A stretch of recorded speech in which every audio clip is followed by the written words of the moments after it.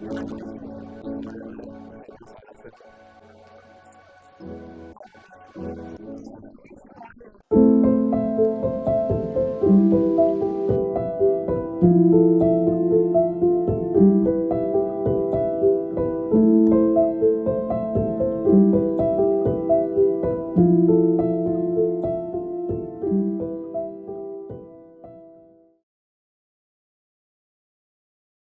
am Nidhi. I am a 4-month-old waste warrior. During the course of the presentation, to set the space, we have these 5 norms for the space. To start with, be here with us through your attention. Your phone is essential, so keep it on mute. You're all very smart and thoughtful people because you're working in this sector. Being equal in this space is also very essential to bring out the knowledge that all of us possess. So equality will become another essential for the event today. Thirdly, an open and inviting place is a secret of community. We, as a small organization in the hills, have understood that community making is difficult, but it is a magical weapon in activating change. So collaborate with each other today and open yourself for discussion. After all, this workshop is also a community building exercise. And lastly, encouragement will take us very far. So, in your questions, in your remarks, in your feedback to each other, to us, be constructive in your encouragement.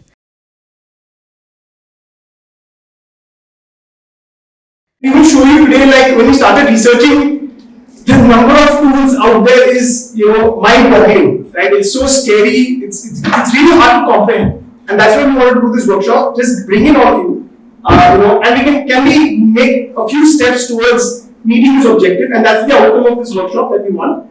And can some of this reporting that we are doing, how can it help? Like, why should we start doing this? So can we create a narrative or a need for starting to report GHG emissions as well?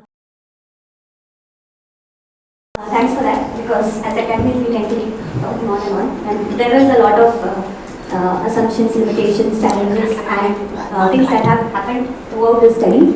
So just to continue further, so the problem that waste warriors brought to us was the problem of sachets. So when we started off, our first question was, what is sachet?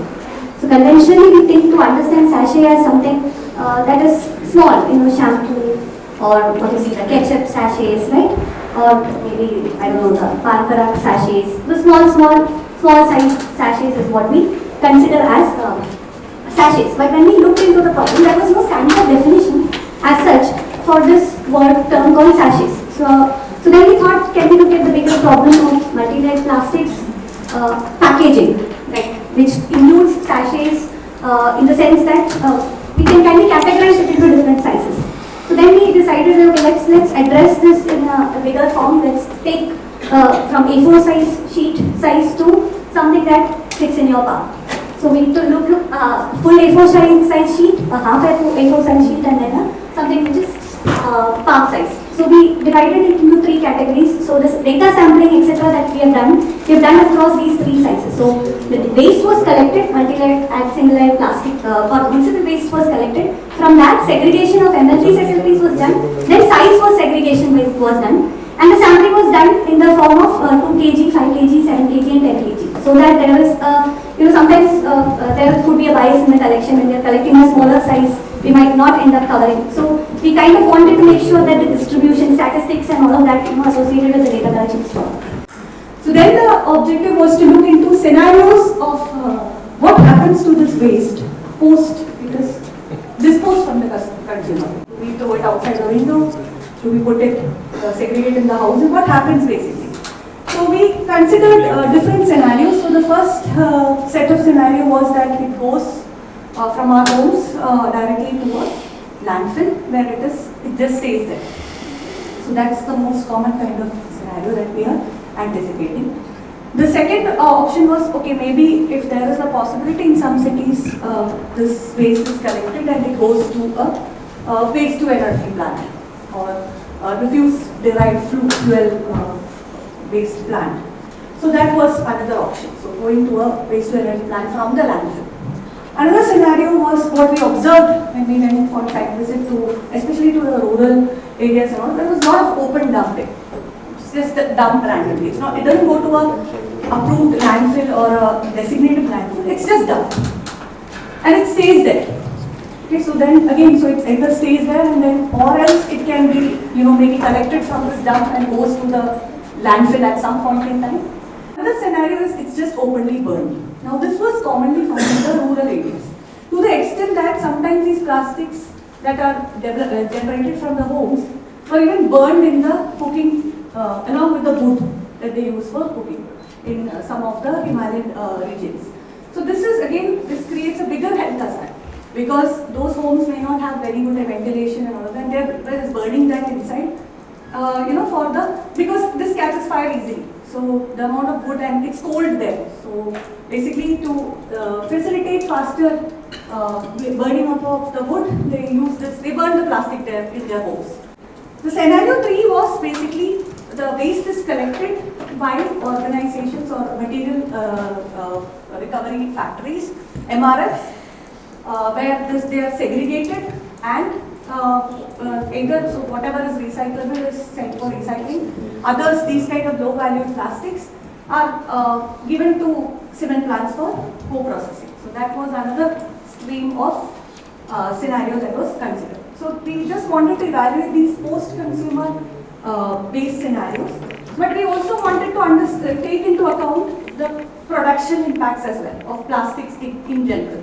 So there is manufacturing of these plastics, different kinds of plastics, and when it comes to multi-layer, it gets complex because it's just not one kind of plastic, it's 2-3 kinds of plastics stuck together with different kind of adhesives and things like that. The first objective was to convert many of these impacts into monetary terms. Of course, all impacts may not be able to be converted into monetary impacts, but there are methods, economic analysis methods which are available where eventually you can map many of the impacts into various costs. Now I'll talk a bit about life cycle assessment. So life cycle assessment is a popular tool or a standardized tool available for quantifying environmental impacts for any product. So, but LCA again it's a widely used tool, but it's not again easy because there are a lot of assumptions. It is very much based on the geography of where each of these materials are being produced, the methods that are used to produce each of these products or processes. Then we also have to look into several factors when we are looking into, and it's a very data intensive process. So doing an LCA on ground, going to any of the, let's say even if you have to do it for sachets or something like sachets, to find out where it originated from, what are the starting from the petroleum extraction to the point where it is disposed. If we have to follow, ideally when we do an LCA, we have to follow through this entire process. We have to collect actual data from the factories, from the ground, which is a very, very tedious process because multi-layered plastics are made of multiple materials, I mean it's SLPs too. So, and when we consider the transportation, we have to account for the impact of the transportation and all of those aspects. So LCA is a very data intensive process. Because as I mentioned, going to site, calculating the energy consumption, the emissions because of all of these processes, calculating the human health impacts, calculating the impact on the ecosystem, it is a lot of calculations that are involved. Hence, we need to sometimes rely on databases. Now, it's databases that always make things challenging because many countries have built very good databases. For India, fortunately now we have databases like EcoInvent which are developed for many of our products, and they have been able to successfully go to these places, collect the data from this and give us some average numbers for every material to some extent. And for our study we took the data from carbon mines because when we realized our problem was plastics again, we understood that carbon mines has a very good plastic data related to the Indian conditions. So carbon mines is a good database when it comes to plastics, particularly from the Indian context. And Another good thing is like, so we can even quantify the impacts because of, let's say, your plastic going to the landfill. And if it's a wet landfill, if it's a dry landfill, if it's a moist landfill, we can consider all of these scenarios. They have reliable numbers there. And then, but we also had to use equivalent in combination for the transportation particularly, because the transportation data was not very, it was not very intuitive in the carbon mines database. So we used the Open LCA software, which is an open source LCA software, but we had to purchase the carbon mine. So none of these databases come for free. So sometimes, so just to give an idea, if you are intending to do LCA in future, you can get software like SEMA Pro to do the LCA, which comes with the eco-invent database.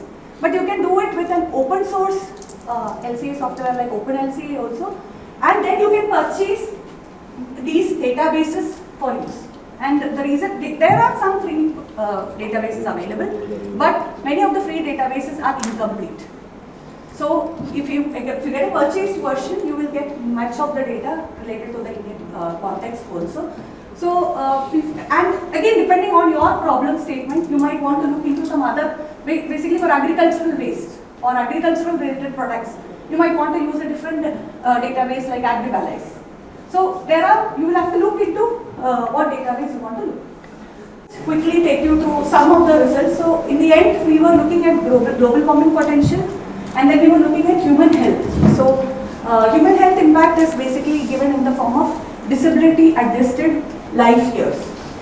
So any kind of product over the years, it impacts your lifespan because of the various implications it is. It could be carcinogenic impact, it could be non-carcinogenic impacts.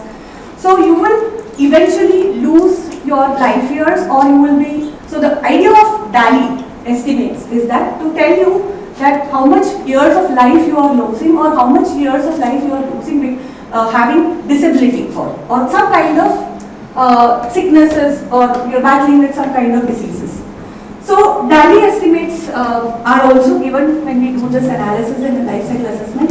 Then ecosystem quality, that is again a broad endpoint indicator which tells or the impact that you are going to make on the ecosystem.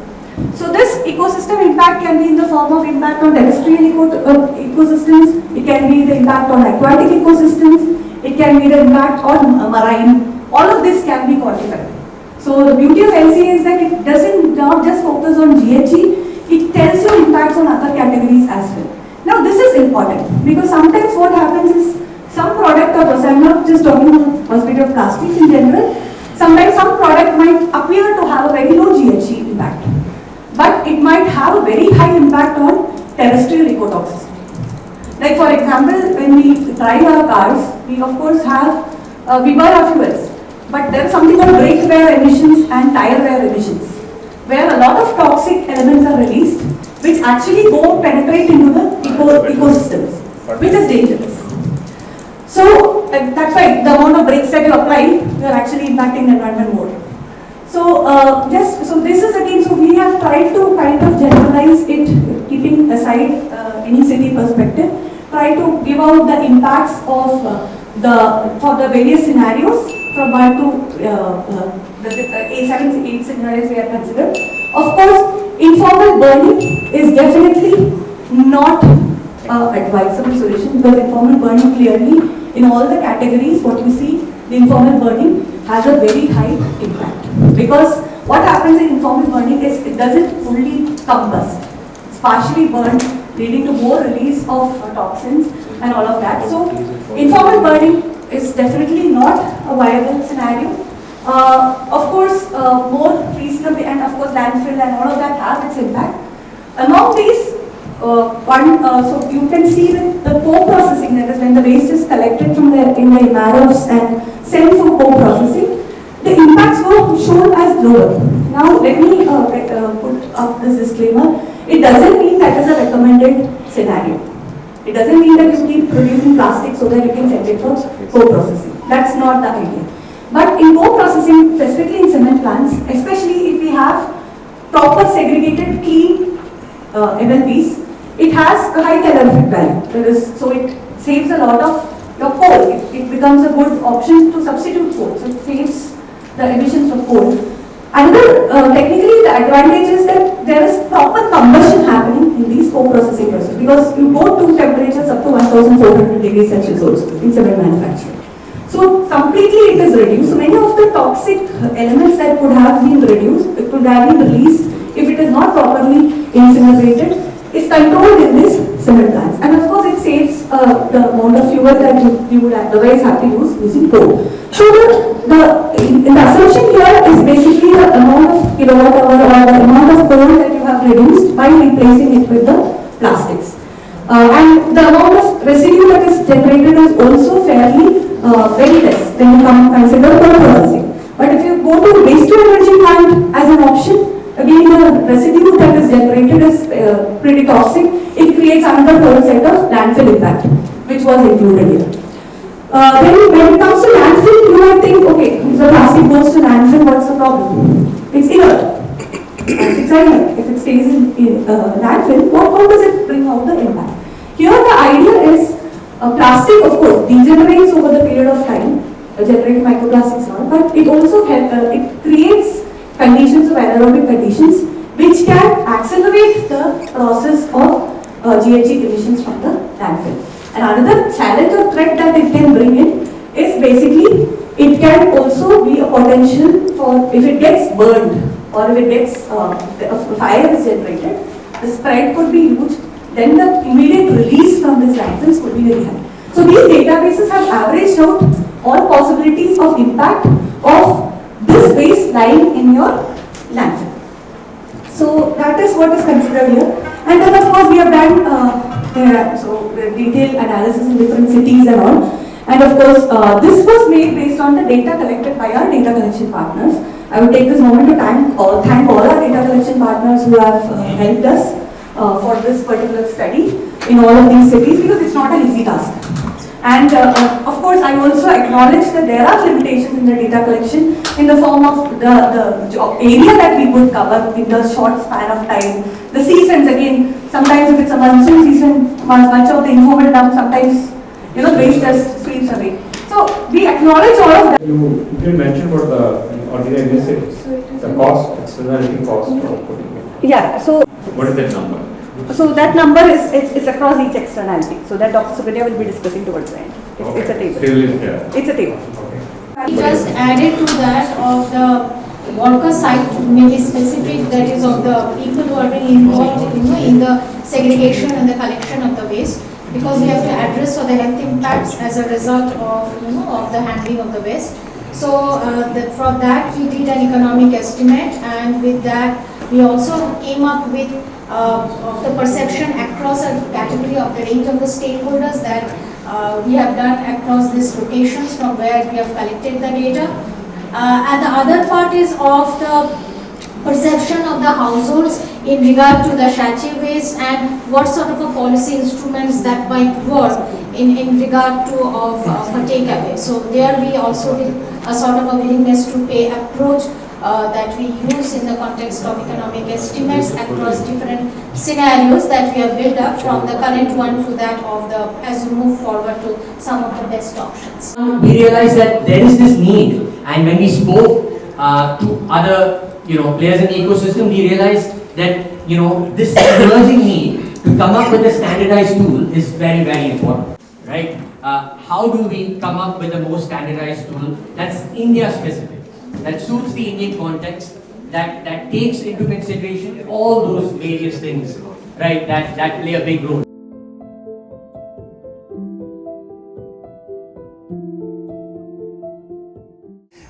Is there anybody, which group would like to volunteer to start? Okay, so can we get a mic to them, please? So I'm representing the carbon dioxide group, and so we have identified a list of gaps.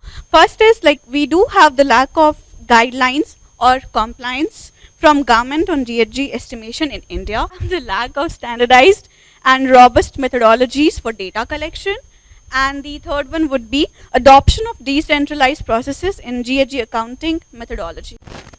So the first thing is, I think what she mentioned, the reporting on GHG emissions. the standards related to it, and the mandatory requirement for the local bodies to report on it. Okay, and yes, for VLBs or the gram panchayats, whatever the local bodies, and then the lack of data on waste characterization, because unless you have that, we don't know. Like for example, metal has its own emission conversion factor, right? So unless I know in my waste what is this, I can't do the calculations, right? So that is one thing, and also material specific. I mean, once we have that waste calculation, then only I know what materials are there in the waste, right? For me to do the emission calculations. And also there is no localized conversion factor which take the depth of the landfill into account, the height of the landfill into account, the place, whether Delhi or Chennai, the emission factor differs, and also the years the waste has been there in the landfills is one thing. And the other thing is also, again with the waste calculation, there is also inconsistent waste generation estimation, because once they do, I think that's like census, they will leave it for 5 years, 10 years, and it is not changed again. So it has to be consistent, because as she told, it's changing, right? Because now, I think one of the speaker, they told it's now 20% the biodegradable waste. But where is the data for that to show? At a country level or at a city level, where is the data? We can argue or debate on that, but where is the data for us to believe in that? So that has to be consistent, whether it's monthly basis or which the local bodies has to, or gram panchayat has to do on this. And I think one thing is also when Miss Anne, one point which we want to highlight is also, I think Miss Anne, when she's presenting, she told the plastic is an inert. When you're doing the methodology, you take it as inert, right? But there are studies which showed even plastic exposed to ambient conditions. I think there are studies which scientific study they did. It releases methane. The group HFCs. So we just prioritize the points. One, if you look at the NDCs, it's not just in India, many countries. Waste is the least priority, and the kind of the tools they use or the process they use for reporting at national level or even from the sub-national level, it is not actually getting that priority. And the second one was the waste composition. Like that's a kind of a challenge. The frequency, the sample size, the sample time, and the number of samples taken for any study. So that also actually matter. Like that actually gives you the kind of most of the time the sample sizes or the time of sample or the number of samples taken do not give you the kind of a real picture of the waste composition.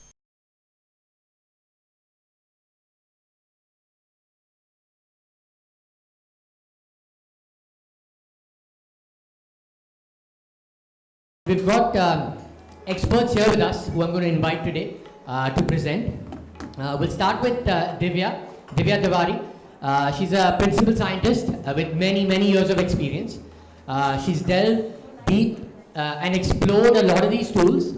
And today she's going to do a comparative analysis of a specific project using the methodologies to calculate GHG emissions and take us through the complexities. Divya, over to you. Good morning, everybody. I'm no expert. The reason I have been put on this podium is for the non-experts to raise your voice today, and for the consultants to know that so-called experts, how much do they really know. So I'm the bakra for that. Go ahead, next slide. Next slide. You have it? Yeah.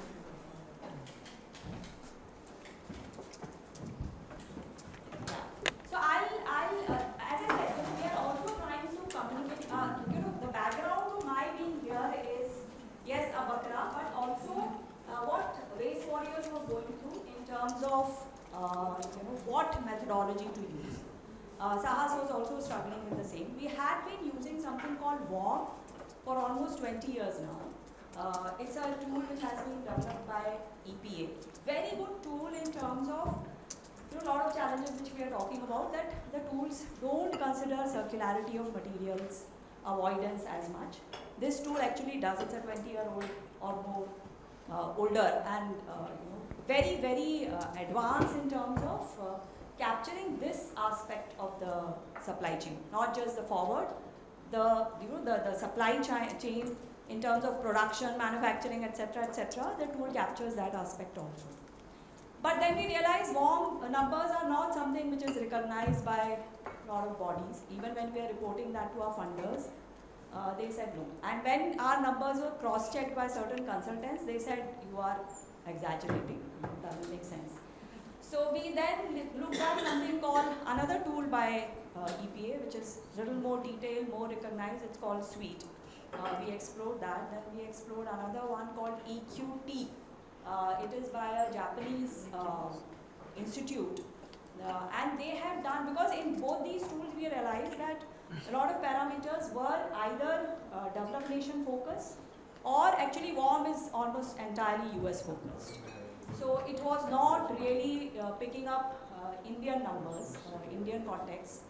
So this tool, which has been developed by this institute, IGES, which has been developed for kind of Southeast Asia, so they have a version for China also, which then hence includes, I would say one of the key things, I would say if India, how waste is getting processed, forget the small, specks that all of us are in this sector. Most of it, if you say any kind of processing happens, it is MBT, the mechanical biological treatment plant, where mixed waste is put through trommels, etc., etc. So the IGS tool, which is EQT, has the MBT component, which was not there in WOM and SWEET. So although this tool was quite good, we delved deeper into it. It also had a little better avoidance number. It looked at that the compost produced, is it being used for agriculture? If so, what percentage of it is being used? So it was looking at some of the avoidance aspects. So it is looking at that if I am using so much of compost, I am avoiding so much fertilizer. Hence, the GHG which was attributed to production of this fertilizer will be then considered that by your intervention you were able to avoid that. So definitely very good tool, but again, recognition of that tool, we didn't, when we did a dip check with our funders and other stakeholders, we realized uski bhi acceptance is very poor. So we have been now kind of stuck between WOM and SWEET. Using these tools is also challenging. So what I'm sharing today is our whole experience of using these tools in SAHAS. So it's a collaborative thing. My own personal thing, although I'm an engineer, but I have never attended one class of GHG. I'm completely self-taught. So, I could be totally wrong in certain fundamentals, but I would definitely like to share with you. See, you are hearing GHG, but this is again from my experience of interacting with my own colleagues. How much is the very fun understanding of some of the very fundamental things. So just to put it out, you might have heard methane is multiple times more worse than carbon. Can anybody throw a number to me? What is the multiple times? You would have heard number. 25. 27 to 26. Depending on the year that you're looking. Okay. Anybody said 70 here? Somewhere it's 86. Okay. Anybody? 80 times. So 25 to 80. Now both of you are right. You are also right. You are also right. I'll come to you why both of you are right. But something as fundamental as this, as a sector, we actually don't understand. So what I'll start with is some very core concepts in GHG computation. Because if we are talking about this, can you hear me if my hand goes off? It's okay? You don't hear. Okay, so I'll be a little particular about keeping it. Okay, so what I'll cover is, when you are talking about GHG computation, you should understand some very core things in this, topic. If you don't understand that, then talking about methodology and tool is like way too much. So I'm sure this is ABC for some of you, but for some of you, unless you know the ABC, you will not be able to make the words. Okay, I'll spend some time on that. Then I will come to just give a wholesome picture of that in waste sector. What are the typical emissions at what stage? So I'll just show that one diagram to you on that. And why should we be bothered as a sector? We are not consultants. And most probably, whatever you sit and compute will not be accepted actually, because you're not an authorized, you're not an accredited consultant to do these calculations. Then why should you be bothered? So I'll spend some time on that. You should be bothered. As an organization which is working in waste, you need to understand more clearly what is GHG computation and, make your own contribution to how it is being computed. What are the key challenges that you will face if you go about doing this? And then I'll give you an overview of sweet, because sweet is, how many of you have heard of something called sweet? Yeah, okay. I thought there'd be, because sweet, actually we keep hearing about sweet more often than other things. And then I'll give you a comparison. We took a Waste Warriors project, actual intervention, and we did a comparison of the change in emissions because of that intervention using 3 different tools. So I'll give a comparison of that for you to get a flavor of what these tools, why these numbers are so different and what these tools are. Okay, so let's just understand quickly what exactly is greenhouse effect. Okay, so Earth is surrounded by an atmosphere. That atmosphere has a lot of gases and particles. So when Earth's rays fall onto the Earth, the rays get reflected as infrared rays. Infrared rays typically have, heat content in them. Those rays, they get absorbed by certain kinds of particles and gases in the atmosphere, and they heat up the atmosphere. And because the atmosphere gets heated up, the Earth's surface gets heated up. That is what is the GHG phenomena. So there are certain gases which do this, certain gases and particles. What are those gases? Water vapor and clouds, carbon dioxide, methane, nitrous oxide, ozone, industrial gases. So some of the key things that you will notice, nitrogen and oxygen are not there in this. So when I was making this deck, I understood this new fact, that any molecule with 3 or more atoms is typically a greenhouse gas. So oxygen is 2, O2. Nitrogen is N2. So, none of these, if you see rest of the compounds listed here, they are all more than 3 atoms. Okay? So if we look at what is the impact of these particles and gases towards, contributing to this phenomena, can you see it is too small? So these two, this is water vapor, this is cloud, this is carbon dioxide and others. So actually, again my new learning, I didn't know that water vapor and clouds are contributing so much to GHG. But they don't get talked about. The reason they don't get talked about is we need water vapor and clouds. You can't be talking about, I want to reduce water vapors and clouds. Okay? So we are talking about what we can do. Okay? So let's focus on that water, carbon dioxide and others. If you just expand that water, this is how the picture looks like. So this is the impact of carbon. Then you can see methane, nitrous oxide, and the rest bunched up together. Now you would also have a very basic question, and you should have, that if carbon is making such a small impact, how can you prove climate change is happening? Trump has been questioning, and I still is questioning, is climate change really happening because of human-induced actions? So I think this graph clearly shows that. You can't have any doubt on that. So this is if you had taken average temperature for the 20th century and you plotted year on year how the temperature has changed.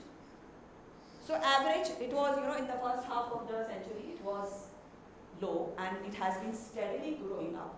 And the solid line that you see is the increase in the carbon dioxide concentration in the atmosphere. I don't think we need any other proof to show that increase in carbon dioxide concentration is driving climate change phenomena very clearly. So yes, the contribution of carbon dioxide to net, happenings in the atmosphere is less, but the 1.52 degree centigrade change that we are talking about is getting driven by carbon dioxide. So let us understand now, as I said, understanding GHG computation. What is a GWP? How many of you have heard the term GWP? Very good. Global warming potential. You will keep hearing it, but you have to internalize it. You have to understand what we are talking about. What do we understand by GWP? Okay, so any gas which is in the atmosphere, the impact it is making on this temperature change phenomena is driven by three things. So what is its concentration? Very obvious. The larger the amount of gas, more impact it will have. Second is its atmospheric lifetime. So these gases, when they get released in the atmosphere, because they are more complex molecules, they will degenerate into simpler molecules. So, just to give you an example, methane has a lifetime of about 12 years. So in 12 years, it will break down into simpler gases, which will then not be GHG drivers. Similarly, carbon dioxide has a lifetime of, it's a range. So, it will be 100 to, some people have said 500, some people say millennia. So there are a lot of different papers which are giving very different numbers. Different gases have different lifetimes. So the longer the gas is in the atmosphere, the larger its impact. So today, if suppose I am generating methane everyday basis, okay, now methane is there only for 12 years. So the methane that I have generated today will keep reflecting this heat or will keep heating up the atmosphere for next 12 years. The tomorrow's methane that I generate will heat up for another 12 years. But now imagine carbon dioxide. Whatever I have generated today will be heating up the atmosphere for next 100, 500 years. Okay, so imagine the cumulative effect of these gases. If they have a longer lifetime, the cumulative effect for gases which are existing for longer time in the atmosphere is much larger. So then you will question, why is methane 25 or 70 or 80 times carbon dioxide? So that's where the global warming potential comes into the picture. Methane as a molecule is very excitable. So it will dance a lot, okay, compared to carbon dioxide. The more it dances, the more heat it generates. Okay? So methane's potential to heat up the environment as a molecule when it lasts is much higher than carbon dioxide. Carbon dioxide will keep heating up for a much longer period, but methane will heat up like so much in a shorter period of time. Okay? So keep this in mind. We'll further, elaborate on this. Now coming to just the concentration, these are the key gases, and you can see how their concentration has changed over the years. These are pre-industrial level, because industrial is when human actions started making a huge difference. So you can see carbon dioxide has gone up with certain number, and nitrous has gone up, methane has gone up significantly. CF4, I couldn't get the latest 2024 data, hence I have left it. SF6, you can see it was 0. It is entirely human action-driven gas. And huge jump from 0 to 11.7. Now this is parts per trillion. Okay, ppm is parts per million. ppb is parts per billion. You will think, itna kam volume, itna tamasha. Okay, so you have to think it is parts per billion. Base is the size of the whole atmosphere. So atmosphere is huge. The moment you multiply it with the atmosphere, the number becomes huge. Atmospheric lifetime. So carbon dioxide, as I said, it's a range 20 to 200. I had read somewhere 500 also somebody had written. Methane is about 12 years. Nitrous oxide is about 114 years. Look at CF4. It is more than 50,000 years. Okay? And that's why these gases are considered, really deadly with respect to GHG. SF6, 3,200 years. Look at the global warming potential now. So I'll explain to this why carbon is one and what exactly it means. But next slide I'll explain this, but just remember this is how this gas can heat up the atmosphere, and look at the numbers here. Look at SF6, look at CF4. This is their ability to heat up the atmosphere. Now, in terms of total volume, just for you to know, last year's emission was 53 gigatons of carbon dioxide equivalent. I'll explain. Giga is 10 to the power 9.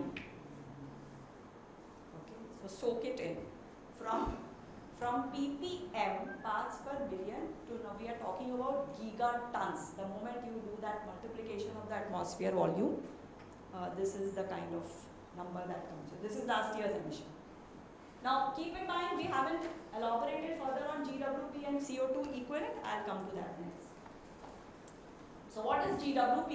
As I explained, each gas's potential to do heating is different. Now, if I'm a sector, now when I'm as a policy maker or funder, I'm trying to evaluate where do I put my money. Should I put my money in prevention from agriculture related emissions, transportation, or say waste?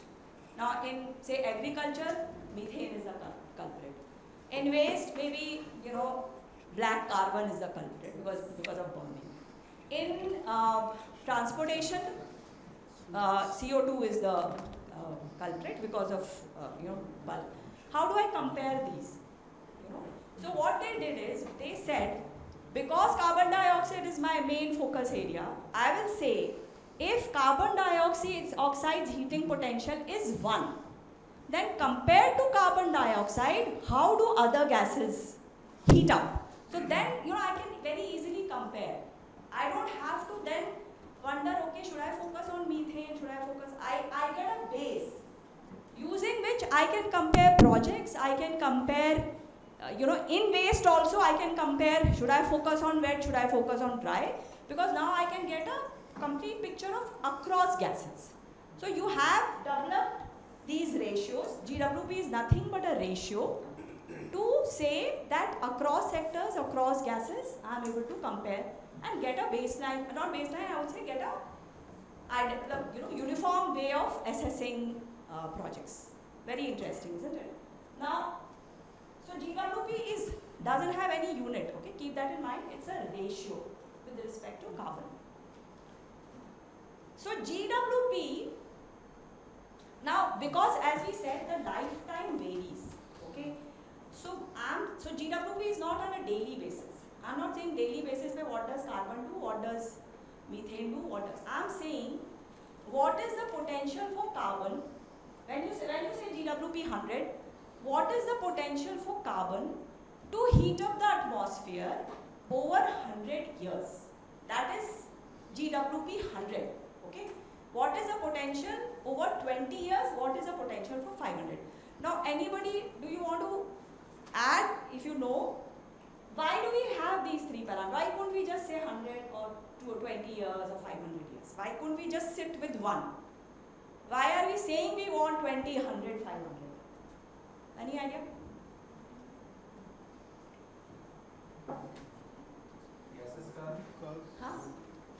Gases का वो time frame है ना, जैसे आपने उसमें बताया। हाँ, वो अलग अलग है, बट हम क्यों डिफरेंट ईयर्स के ऊपर हम ये एनालिसिस करना चाहते हैं? हम एक ही टाइम पीरियड के ऊपर कर लें। उतने टाइम में खत्म हो रही है ना। So very much, you are saying the right thing. I just add to what you are just to do with the time period. You're very right. Mainly because अभी हम लोग क्या चाहते हैं? हम लोग when we are talking about climate change goals, what is the crucial period? Next 15-20 years.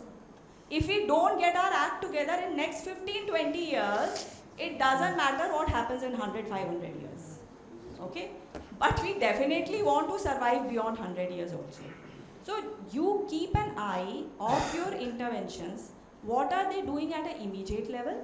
What are they going to do in the long run? And because immediate next years are so important, so that's why GWP 20 is also done. Okay, and GWP 20, when you take 20-year context, methane is 70-80 times worse than carbon.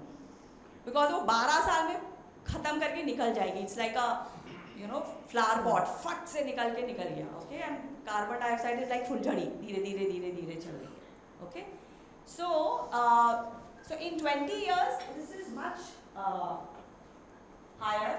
Methane impact will be much higher, and in 100 years carbon dioxide का methane the impact will be not higher, but the ratio comes down. So methane is just about 20 times more worse than carbon when you take the 100 years span. 500 में और भी कम होगा, because carbon तो still बैठी हुई है, methane कब की साफ हो चुकी है. Okay, so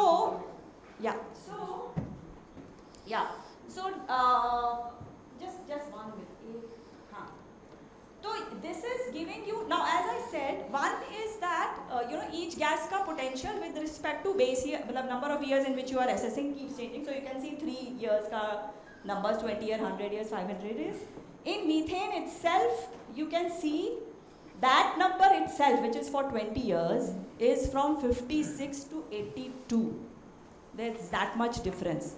So different studies are throwing up different numbers. Now who decides which number to use? That's where IPCC comes in. IPCC decides that this is the table that you need to use, and उसके भी 6 revisions हो चुके हैं, if I'm not wrong. AR6 is what is running currently. Assessment report 6, which basically decides which of these numbers you use. But you can see how much is this variation. Okay, for that same gas, for that same GWP, look at the variation. And that all changes based on the nature of the molecule, where is it being generated, how it got generated. So all these things change. Let's quickly understand carbon dioxide equivalent, because this will be the measure in which you will be reporting. All GHG emissions you must be reporting in MMT CO2e. Okay, so a million metric ton CO2 equivalent is what you are reporting. So this is nothing but you multiply by the volume of the gas in tons, and you multiply it by the GWP is what will give you metric tons of CO2 equivalent. Equivalent you are saying because you are doing it with respect to CO2. Hence you are using the term E. If it was CO2, then you would have just written CO2 as your, you wouldn't have had this E. You would have just said million metric tons of carbon dioxide. But because you have other gases which you are converting into equivalent to CO2, hence you use the terminology CO2 equal. Okay, I will not spend time on this because we have explained, but if you can see waste, methane, big portion does come from waste also. About 18% of methane is being generated from waste. Another thing to keep in mind from the waste context is the black carbon.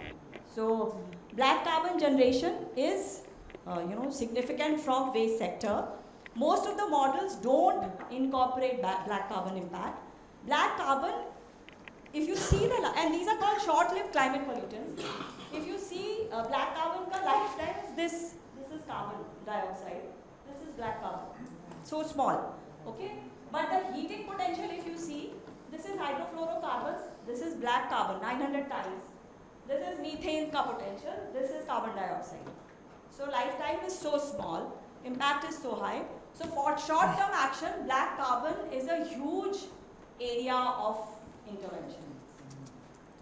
This is broadly the emissions, and keep in mind this sinks and emission offset. So from production to, we'll just focus on this part for now. So you recycling, when you do, you will have some emission, but you will have some avoidance also. So you avoid fossil fuel which is used in the production process. And if you have, say in case of paper, you avoid cutting of trees which would have been a source for sequestration of carbon.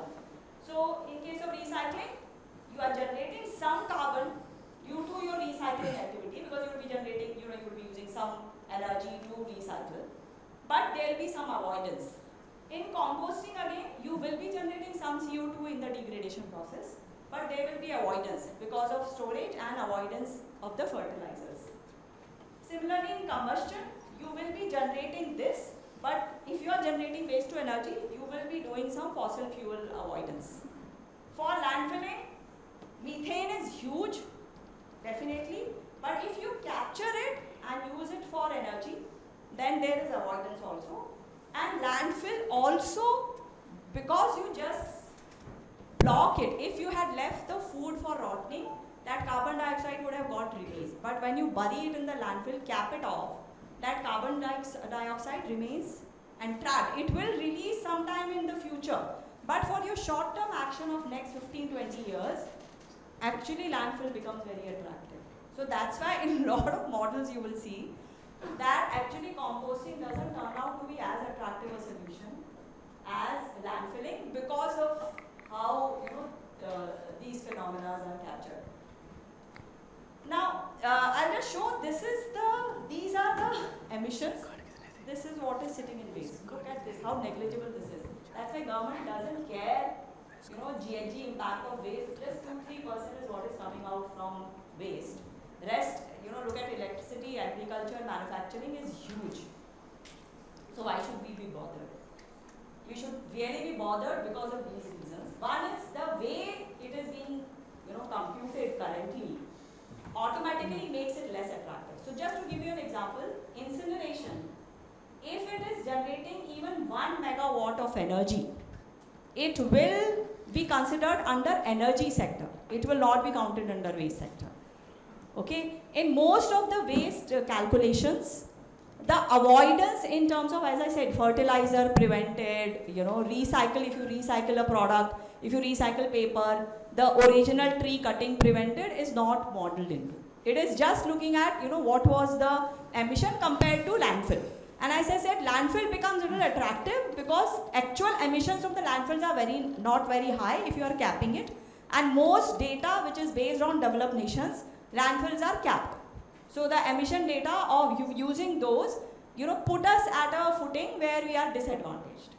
So as a sector, the point I'm making, no time to get into everything here, but the point I'm making that as an organization, you need to be aware that the methodology is not working in the favor of decentralized circular initiatives. Okay, and who will drive this change? It is you. Because the kind of support that you should have got from the climate action funding or initiatives, waste is not getting because of these factors in which the waste sector's emissions are currently being calculated. So unless you as organizations raise this at different forums, waste will not get the attention it needs. So hence, understanding, I'll close at this and just quickly run through you into the comparison and maybe sweet if we have some time.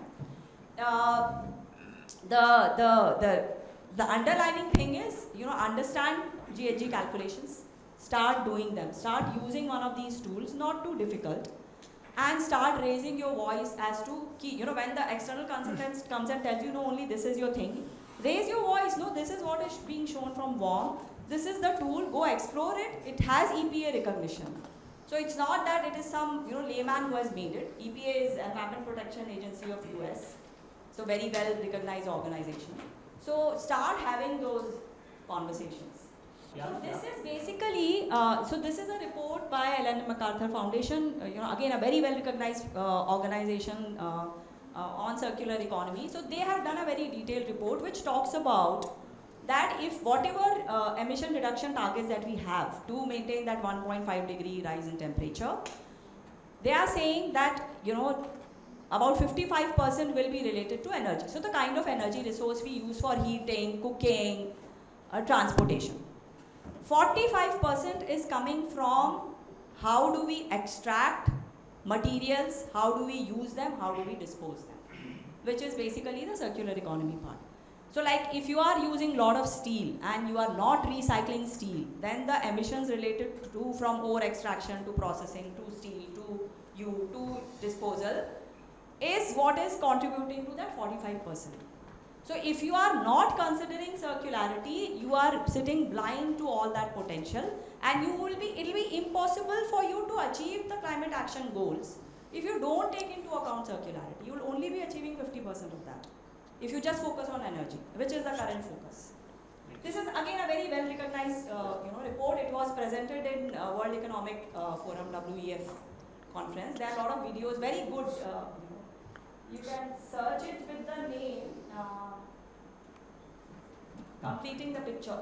You'll get there are very good videos on this and very well presented. Yeah, I'll move to the. So these are the 3 tools, as I said, we had compared. So very quickly, I'll just set the context.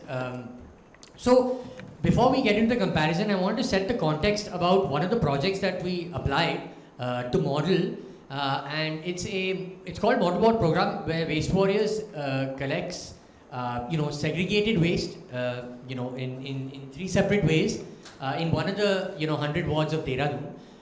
Dry waste is collected, taken to the next slide. Material recovery facility like this, it's baled, sorted, and processed downstream to recycling.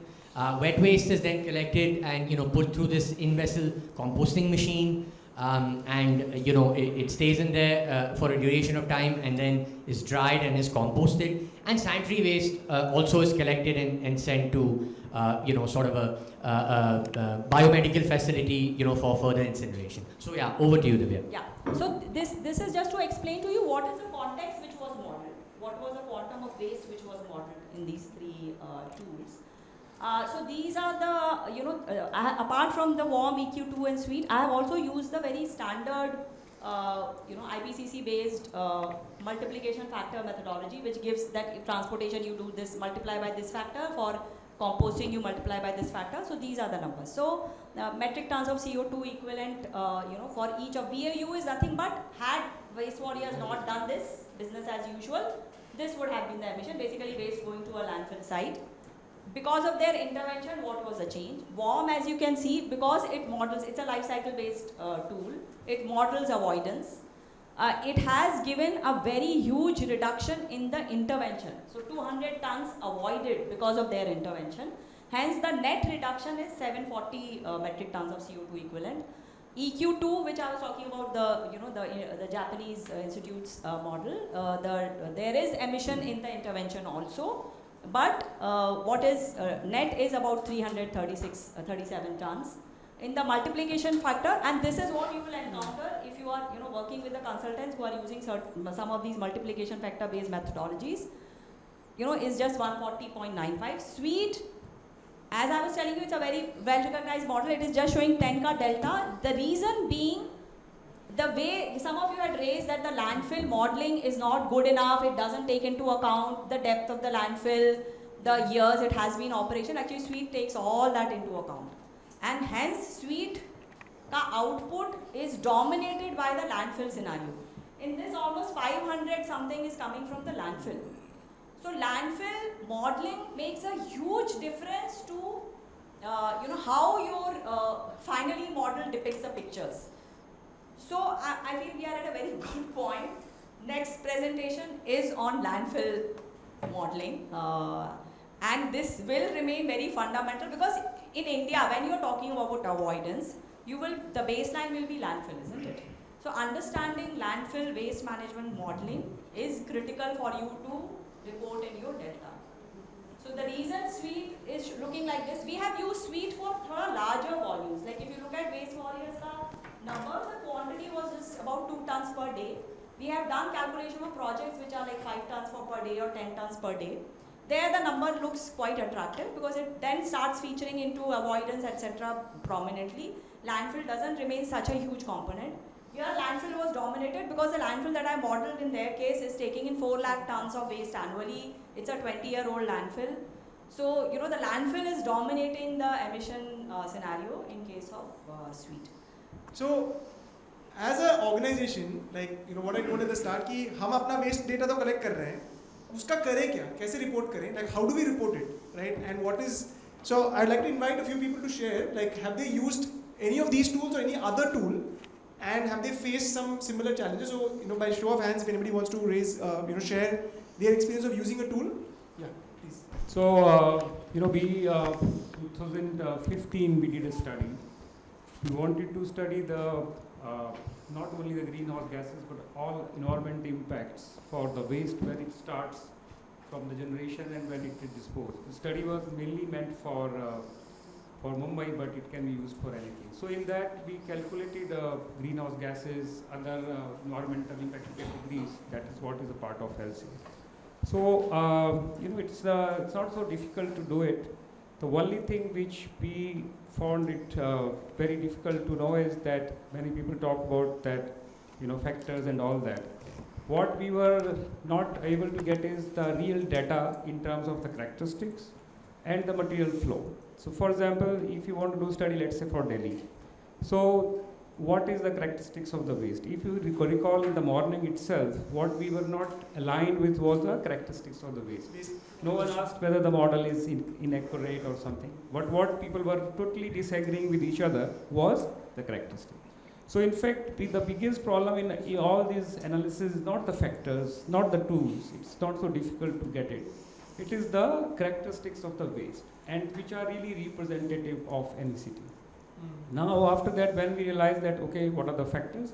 So actually, to generalize this factor is also very bad idea, because I can give you one example. So let's say I'm doing anaerobic digestion. Okay, I'm producing biogas. So if I say that only 5% of biogas will leak, so actually it is methane mostly, and half of it actually. So its environmental impact or greenhouse gas, as Madam only told, it will be much higher than even the composting. But even if I say it's 20%, now what is actually leaking, that's another question. So these kind of study need to done by case to case basis. I can put a factor, I can put 5%, that will give me a different numbers. I put 10%, it gives very different number. Similarly is with the composting. For example, if the composting, actually it is rotary drum compost or another kind of compost, how many of pockets actually are anaerobic or aerobic in nature? That kind of difference, if you see in greenhouse gases, that I can change it and I can tell A number versus B number. So the generalization of these kind of systems actually is not a very good idea. They need to be done by case to case basis. Similarly, for example, the interesting is landfilling, right? Madam talked about worm and whatever models they are. They are not, IPCC method itself is good enough for doing it. Now the question is not that. Question is, for example, if I have a sanitary landfill, how much of methane will leak to the environment? For example, US says we are as accurate as 99%, 95%. Europe says it's 75%. Now imagine 25% of that gap, which is coming in the terms of methane, and then equivalent calculate the global warming, how much impact it will make. Please also remember that the waste, the greenhouse gas which comes as a CO2 from waste, it's mostly biogenic in nature. So actually it's not considered greenhouse gas equivalent per se. Only it becomes a greenhouse gas when it is converted into N2O or something, except the incinerator, when you have actually, because you are also producing your burning waste, which is actually also of non-biogenic origin. So these things are not so difficult. Things are not so difficult. Only thing which is that the characteristics itself and the material flow itself is not known. So where actually I think you guys are expert is, I think if you can collaborate with anyone of including us, where you have real data, and then we can easily tell it that how it is done. In fact, it is no rocket science. I can tell you with my experience, when we wanted to publish that in 2015, people didn't want to take this as a big manuscript because they say there is nothing new in this. So now imagine it is 10 years ago. So knowledge is very high. Only thing is that the fundamentals are missing, which no one is interested, no one is paying attention to. Thank you. Great, thanks, point.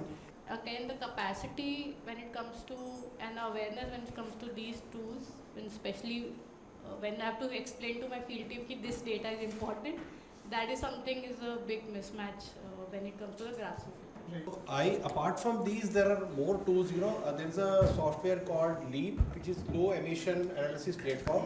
So that gives you mostly the accurate scenarios because it has by default the numbers built in, and it can also extrapolate the future scenarios, and that is available at free of cost for NGOs and for academics. That is one I would. What is the tool, sir? LEAP. LEAP. It comes from Stockholm Environment Institute. It's there in the list, right? Yeah, and one tool has been developed by UNIDO, which is called Waste Plan. That can also be used. Advantage of that is it also gives you POP emissions coming from the dump site, and it's quite easy. It's quite handy. What is the tool called? UNIDO. It's called Waste Plan. Waste? Waste Plan. Plan. Is that there in the list? So, Waste Plan? And apart from that, KFW also has developed one tool which is also available at the website of KFW. KFW, right? Yeah. I think that is there in this. Yeah, so The that KFW is one. probably the most updated one which I would say apart from Suite, because that is able to give you the future scenario and it is able to give you. What is the name of the tool? That's a German name, but you can write as KFW GSZ tool, it comes by name. And that tool, the beauty of that tool is it gives you a decision making process.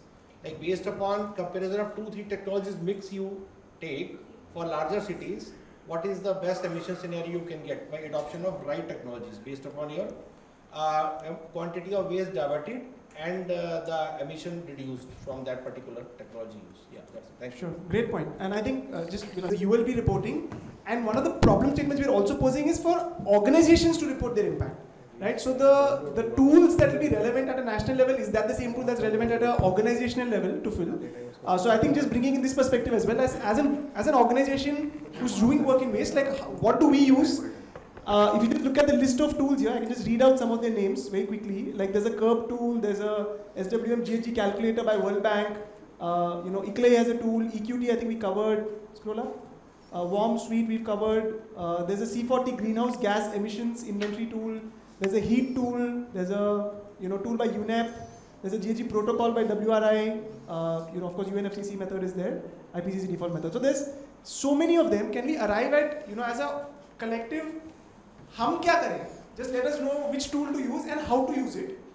The waste pickers, the informal waste workers who are generally employed to do this data collection, so to say, they are very hesitant to dip into mixed waste as a working hazard as well as in terms of their dignity of labor. So what we really need if we want good numbers is, very importantly, we need source segregation. I think especially from households and bulk waste generators. That is an important link that does get missed out in terms of data collection. Only following that, we can get accurate numbers going. And I think it's important to continue to sort of look into and explore further. And I think we're going to take another sort of deep dive. We have Saurabh here. Saurabh is, another expert in the field. Many years of experience in the past, with GIZ and Terry as well. I'm welcoming him here. He's going to take us through the IPCC, method, and, which primarily looks at the landfill side. As Divya did mention, that's a very critical component of, sort of modeling the landfill. So, Saurabh, over to you. So, I've been working on GHG emissions. Let me introduce myself, how I'm here, why I'm here.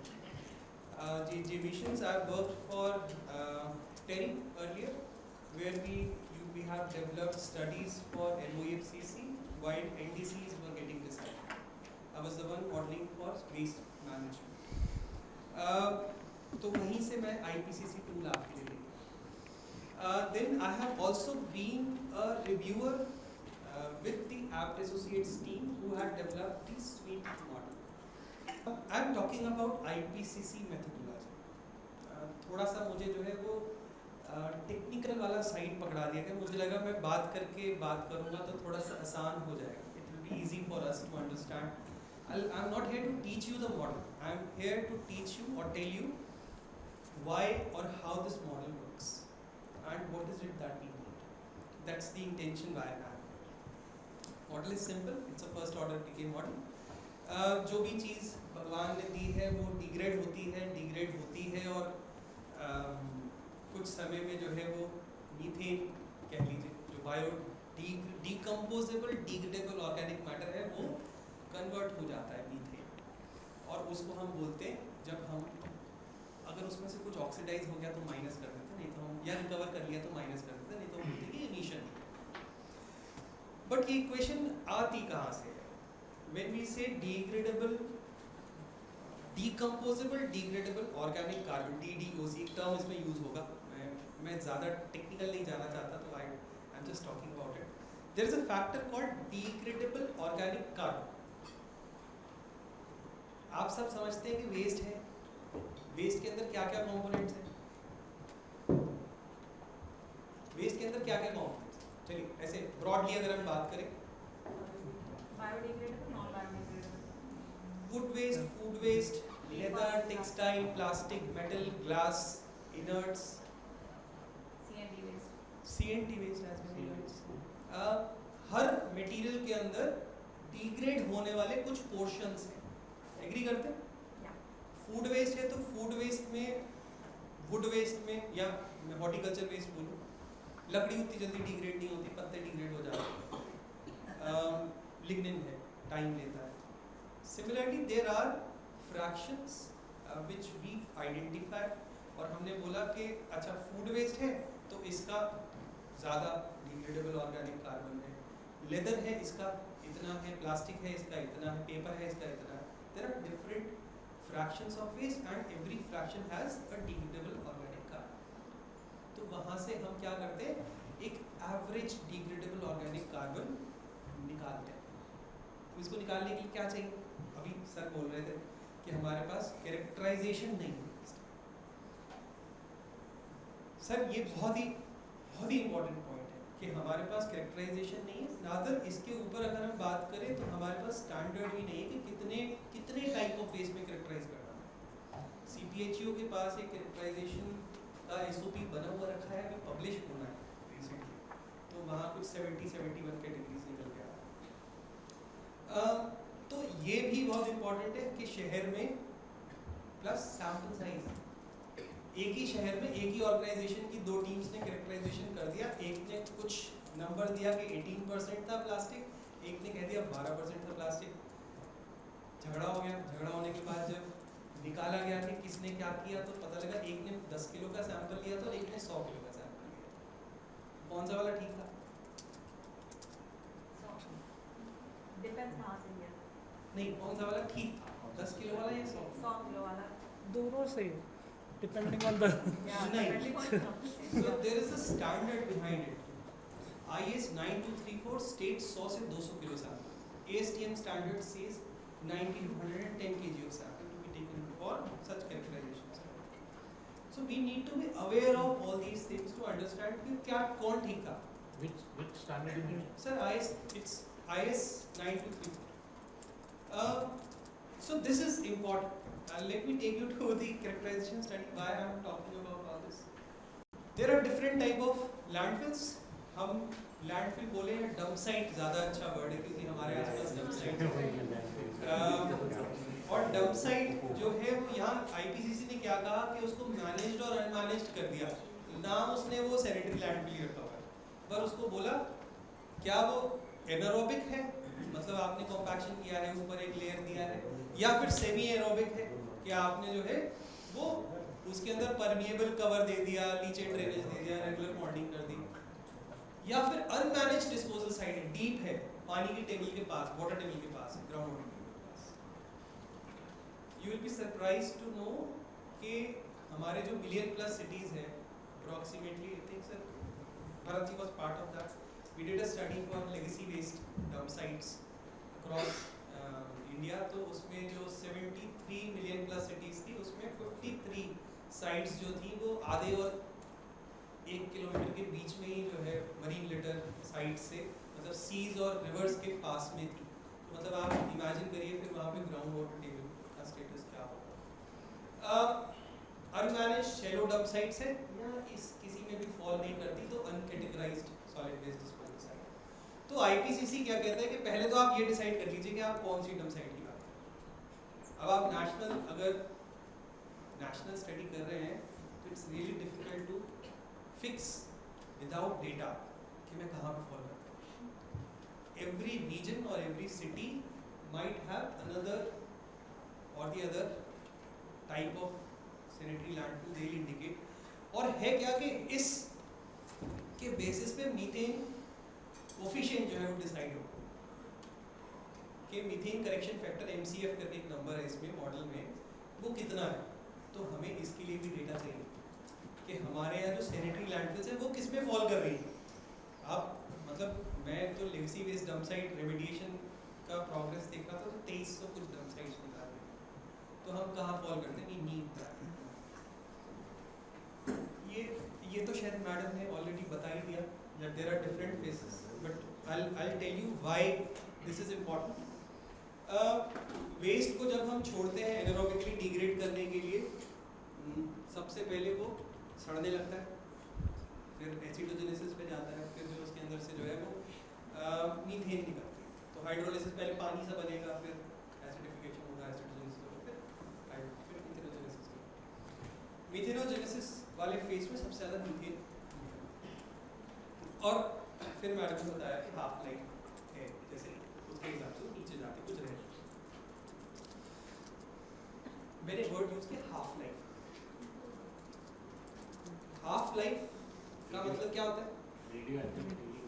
और sir नहीं, biodegradable वाली side से, degradation के point of view से, degradation किसी भी चीज का एंडलेस चल सकता है, पर साइंटिफिकली जैसे रेडियोलॉजी में करते हैं कि हाफ कब होगा. तो हाफ लाइफ एक इंपॉर्टेंट पैरामीटर है जो डिसाइड करता है कि मेरे वेस्ट की कैरेक्टरिस्टिक्स के हिसाब से उसका हाफ लाइफ कितना है. इंडिया में IPCC कहता है दो बड़े बड़े पैरामीटर्स बोले, प्रेसिपिटेशन कितनी है, मतलब वेस्ट के ऊपर पानी कितना पड़ेगा, और एवरेज टेम्परेचर एरिया का कितना है. तो नॉर्थ साउथ ईस्ट वेस्ट तो हम अलग अलग हैं. इनफैक्ट पहाड़ी चले गए तो अलग है, नीचे चले गए तो अलग है. तो यहाँ पे भी जब हम नेशनल स्टडी करने जाते हैं तो झगड़ा है कि हम क्या पैरामीटर लें, what should be the average. अब obviously average precipitation across India आपको मिल जाती है, बट अलग अलग रीजन्स में अलग अलग डंप साइट्स हैं. मेरे को वेटेड एवरेज निकालना पड़ेगा डंप साइट्स का, अगर मैं सारी डंप साइट्स को एक साथ लेके चलूँ.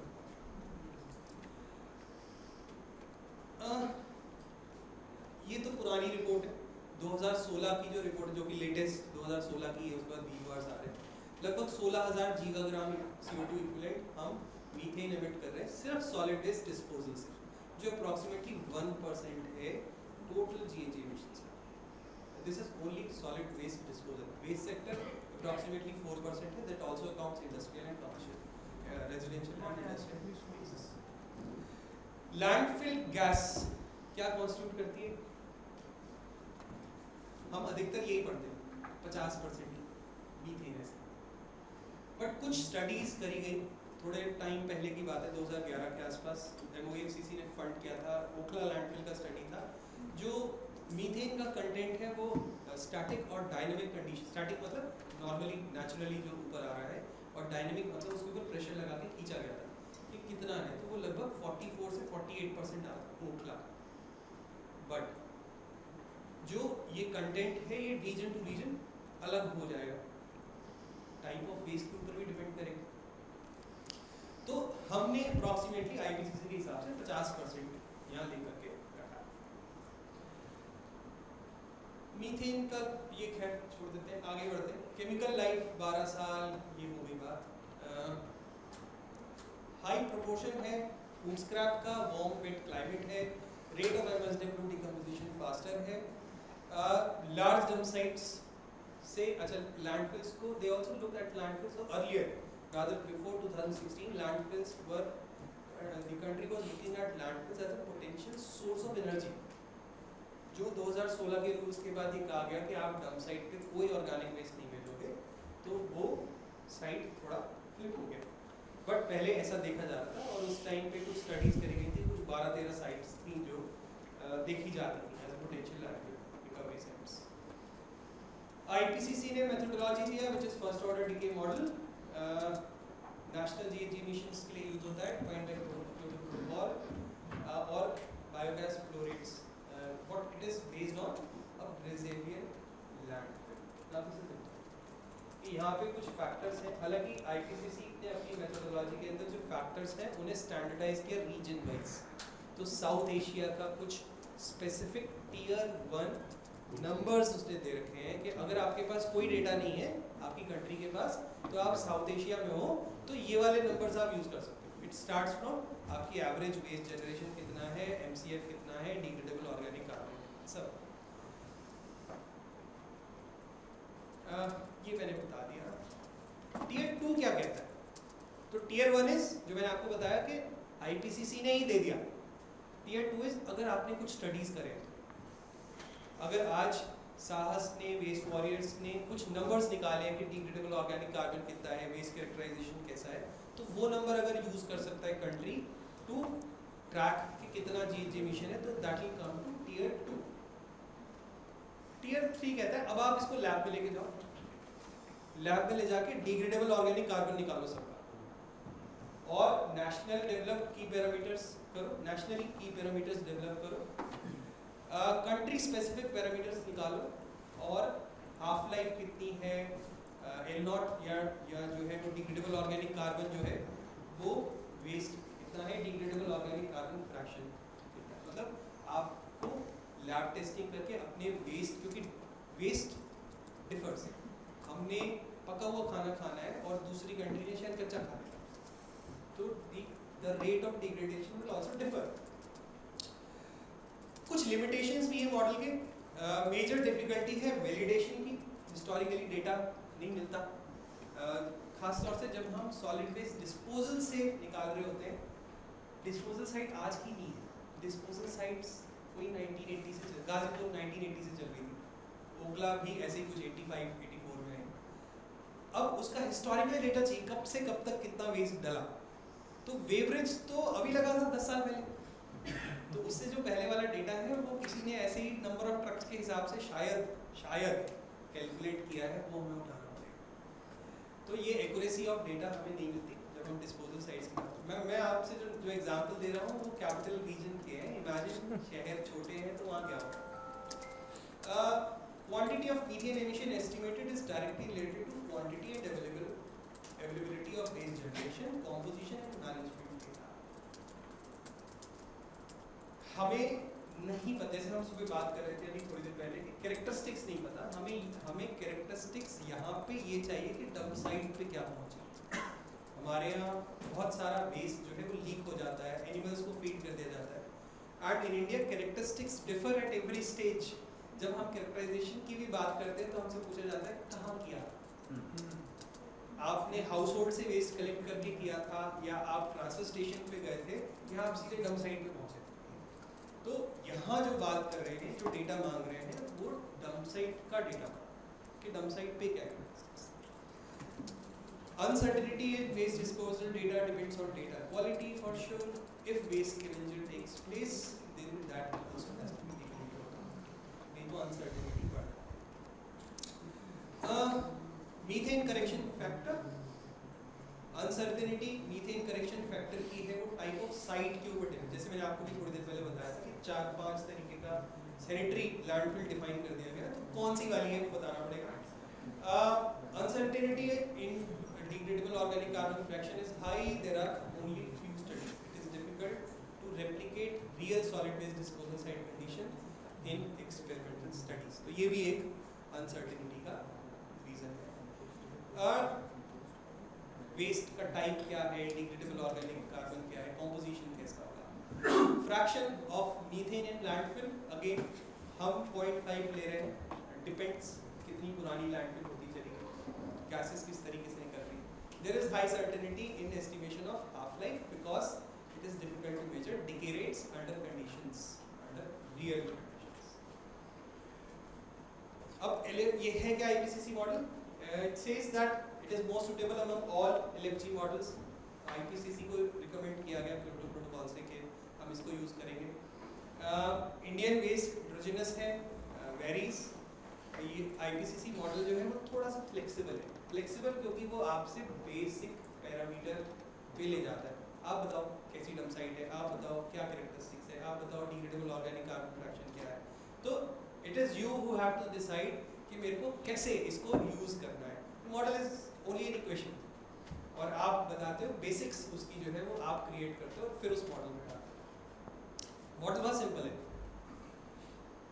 पिछले साल तक कितना वेस्ट आया था उसमें से कितना डिग्रेड हो गया, इस साल तक कितना रह गया है, और जो पिछले साल डिग्रेड हो गया उसमें से क्या रिकवर कर लिया या क्या ऑक्सीडाइज हो।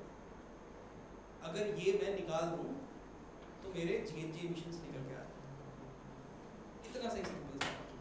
हालांकि उसको 5 स्टेप में IPCC ने डिफाइन किया।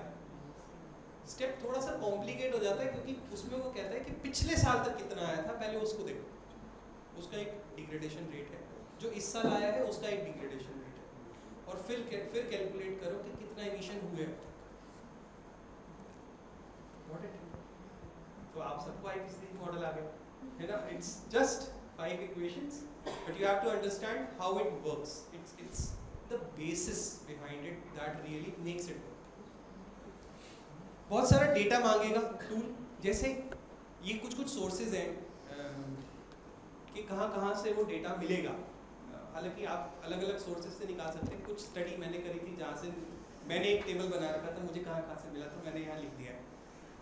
Mean annual temperature, rainfall, half life, average MSW generation collected, composition of waste, degradable organic carbon or different type of waste, composition of MSW, past year's data on waste landfill, methane percentage, global warming potential of methane और methane correction factor.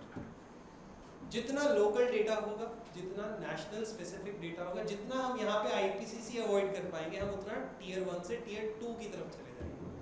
और सबसे अच्छा होगा अगर हम tier 3 की तरफ चले जाएं, जहाँ हमारे पास अपना डेटा हो कहने के लिए कि this is what we need to verify कि हम मॉडल के लिए जा रहे हैं. 2006 में मॉडल आया. मॉडल जो लिखा IGES जापान. 2019 में कुछ और अपडेट्स आए जो हम बोल रहे हैं ना, के फैक्टर, मीथेन करेक्शन फैक्टर. उसने क्या किया कि उसको फर्दर बाइफरकेट कर दिया कि पेपर का कितना है, प्लास्टिक का कितना है, ग्लास, मतलब अलग अलग कुछ कैटेगराइजेशन कर दिया ताकि हम उसके एवरेज वैल्यूज निकाल सकें, थोड़ा और रियलिस्टिक हो सके. तो ये थोड़ा सा एक और अपडेट हुआ. हालांकि मैं जो आपको दिखा रहा हूँ उसमें फॉर्मूले में कुछ चेंज नहीं हुआ, फॉर्मूले वही 5 स्टेप है, बट अंदर का जो की फैक्टर्स निकालने का टेबल है वो थोड़ा सा अपडेट हो गया. ये है मॉडल. आप बिल्कुल कोई इसको देख करके ना सोचिएगा कि क्या लिख दिया. जो मैं बता रहा हूँ सिर्फ उतना ही है. पहले स्टेप में वो ये निकाल रहा है कि कितना वेस्ट आया, उसका कितना कार्बन था, कार्बन के अंदर कितना फ्रैक्शन है जो डिग्रेड होगा, और उसका मीथेन करेक्शन फैक्टर, मतलब क्योंकि सब कुछ मीथेन में कन्वर्ट नहीं होगा तो क्या मीथेन करेक्शन फैक्टर लेना है, सिर्फ इतना. और दूसरी वाली इक्वेशन में उसी के बेसिस पे वो ये बताता है कि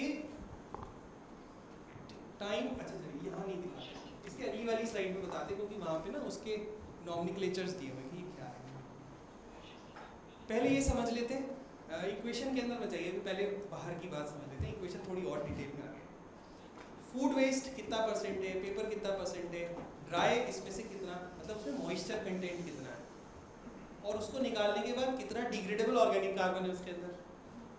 तो मेरे लिए मॉइस्चर कंटेंट भी उतना इंपॉर्टेंट है, मतलब मुझे वेस्ट का अप्रॉक्सीमेट एनालिसिस कराना पड़ेगा समझने के लिए, और फिर डिग्रेडेबल ऑर्गेनिक कार्बन भी निकालना पड़ेगा, और उसके बाद मैं निकालूंगा average degradable organic carbon of that waste. हमारे केस में ये दिल्ली का ओखला का कुछ डेटा यूज किया था एक टाइम पे, 17.35% निकल गया. एवरेज टेम्परेचर माना गया था 25.1 डिग्रीज और रेनफॉल 1000 mm. तो डिफॉल्ट के फैक्टर मतलब methane generation rate factor was 0.065 for the bulk waste. Half life consider किया गया 10.66 years. यहाँ पे ध्यान देने वाली बात क्या है, half life is ln2 upon so k is ln2 upon half life. Half life जो है वो डिपेंड करती है टेम्परेचर और प्रेसिपिटेशन के ऊपर, और वो वेरी ऐसे करती है कि 3 साल से 11 साल. हम बोलते हैं लेगेसी वेस्ट. लेगेसी वेस्ट की डेफिनेशन कितने साल में होता है लेगेसी वेस्ट? कितने साल में होता है लेगेसी वेस्ट? तो एक बार ऐसा झगड़ा चल रहा था, तो झगड़े में हमने बोला हाफ लाइफ निकाल दो, लेगेसी वेस्ट पता लग जाएगा. तो जो हाफ लाइफ होती है उसको आप लेगेसी वेस्ट मान लेना कि इसकी हाफ लाइफ हो गई, ये लेगेसी वेस्ट है. तो हमें रोक दिया गया कि नहीं, बस हो गया, कि डिफाइन मत करो, जो पड़ गया हमें क्लियर करना. But half life basically in Indian context किसी रीजन के लिए 3 साल निकलेगी, किसी रीजन के लिए 11 साल निकलेगी. यहाँ पे आप देख रहे हैं ये दिल्ली का डेटा है, 1000 mm रेनफॉल है और हाफ लाइफ आ रही है 10.66 years. अगर आप इस लीचेट को ट्रीट करके या बिना ट्रीट करे वापस से भेज देते हो पंप करके, तो क्या होता, प्रेसिपिटेशन तो बढ़ जाता, डिग्रेडेशन फास्ट हो जाता, मतलब हाफ लाइफ रिड्यूस हो जाता। तो अब जो 2019 वाला जो है उसके अंदर वो ये कैलकुलेशन भी बताता है कि अगर आपने वापस से रीसर्कुलेट कर दिया है तो नेगेटिव। ये degradable organic, so this is fraction of degradable organic carbon which decompose, DOC. Sir ये सब फ्रीली अवेलेबल है, जस्ट क्लिक और वो खुल जाएगा। तो इसने क्या किया कि जो लेस बायोडिग्रेडेबल है उनका DOCF है, जो मॉडरेटली है उनका है, और जो स्लोली या हाईली है उसका है। और अगर आपको नहीं पता मेरा किस तरीके का वेस्ट है और बल्क ले रखा है तो 0.5, वो पुराना वाला 0.5 ही था। 2019 में ये मॉडिफिकेशन ऊपर वाले इन्होंने दे दिए कि आप अगर डिसाइड कर सकते हो तो आप कर लो। तो पहला वाला स्टेप ये, I think I have already explain पहला वाला स्टेप कि हमने क्या किया। Degradable organic carbon that decomposes under anaerobic conditions. तो ये ध्यान देने वाली बात है कि अगर मैं एरोबिक या अगर मैं बोलूँ कि ये मेरा प्लॉट पे पड़ा हुआ था और मीथेन निकाल रहा था तो ये गलत होगा। I have to be anaerobic to say कि methane generate. Second is degradable, decomposable, degradable organic carbon accumulated at end of the year T. T is time period, और आज को मान लेते हैं T, time period 2025, और एक है T-1 2020। तो year T तक कितना है, T-1 तक कितना है, और ऊपर क्या किया, T माइनस पिछले साल तक कितना था उसके ऊपर रिएक्शन रेट कांस्टेंट लगा दिया into e to the power minus k। k is nothing but half life के ऊपर डिपेंड कर रहा है, L divide by half life.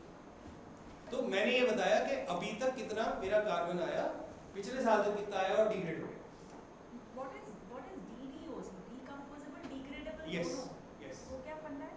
तो डिग्रेडेबल ऑर्गेनिक कार्बन बहुत सारी हो सकती है, मतलब मैं वही बोल रहा था, आप हॉर्टिकल्चर वेस्ट लेंगे तो आप बोलेंगे वुड इज आल्सो डिग्रेडेबल, पर लिग्निन तो नहीं होगा इतनी जल्दी। तो जो डिकम्पोजेबल डिग्रेडेबल, तो they have used this term DDOC।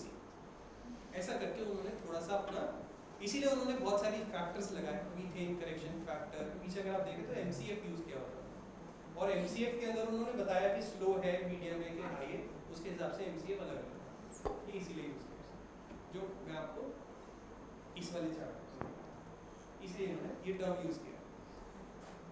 तो किया क्या इसने, ये निकाला, थर्ड स्टेप में इसने क्या निकाला, कितना डिकम्पोज हो गया,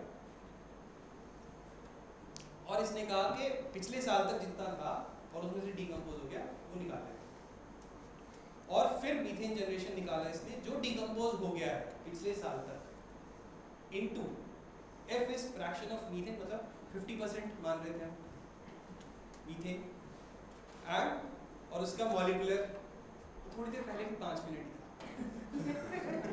16/12। तो मीथेन का अगर मैं मॉलिक्यूलर वेट निकालूंगा तो 12 प्लस 4 × 1 16 डिवाइड बाय कार्बन, क्योंकि मैं कार्बन डाइऑक्साइड इक्विवेलेंट में कन्वर्ट कर रहा हूँ, इसलिए मैंने उसको मीथेन जनरेशन निकाला। फाइनली ओवर इयर्स कितना जनरेट हुआ और कितना उसमें से ऑक्सीडाइज हो गया और कितना उसमें से रिकवर हो गया, उसको कैलकुलेट और कर लेते हैं। तो अगर किसी ने डंप साइट पे मीथेन रिकवरी प्लांट लगा रखा है तो वो कैलकुलेट करता है कि मेरे कितना मीथेन निकला, कितना मैंने उसको कंबस्ट किया और कितना ऑक्सीडाइज हो गया, वो अगर कोई बता सकता है। हालांकि IPCC के मेथोडोलॉजी में अगर ऑक्सीडाइजेशन जनरल इंडियन कंडीशन में मानो तो 0 माना है।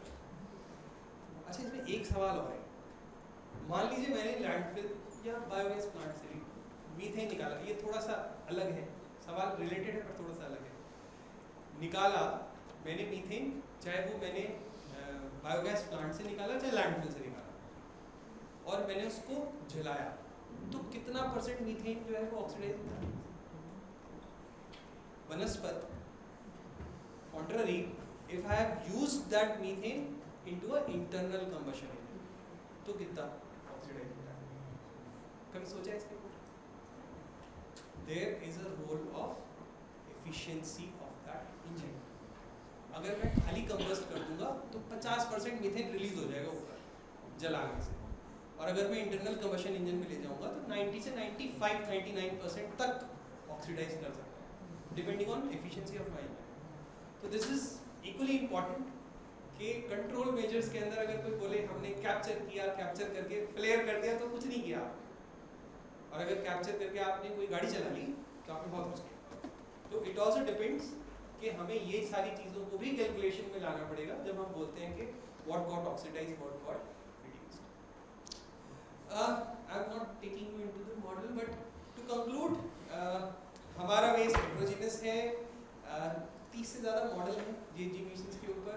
IPCC थोड़ा सा फ्लेक्सिबल है क्योंकि वो आपको इक्वेशन क्रिएट करने को देता है, और साथ ही साथ जो है हाँ एक चीज़ और है, इस CO2 को सर जैसे आप भी बोल रहे हैं, CO2 को वो कहता है कि this is not to be accounted.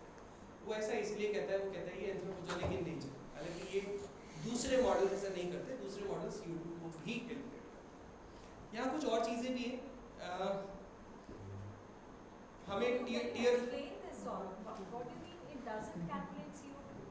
आप तो मीथेन कैलकुलेट कर रहे थे ना लैंड से, आपने CO2 एमिशन कैलकुलेट करी, उसने कहा जो CO2 निकला ये नेचुरल था, बायोजेनिक लैंड, और बायोजेनिक है वो था ही एनीवे। और साथ में ये भी ध्यान देने वाली चीज़ है कि जो मॉडल है यहाँ पे जो सॉलिड वेस्ट का चैप्टर है IPCC का, वो वेस्ट की 3 चीज़ें बताता है, मतलब 2 चीज़ें मैं बोलूँगा रादर, एक डिस्पोजल साइट, एक जो है वो आपका waste water.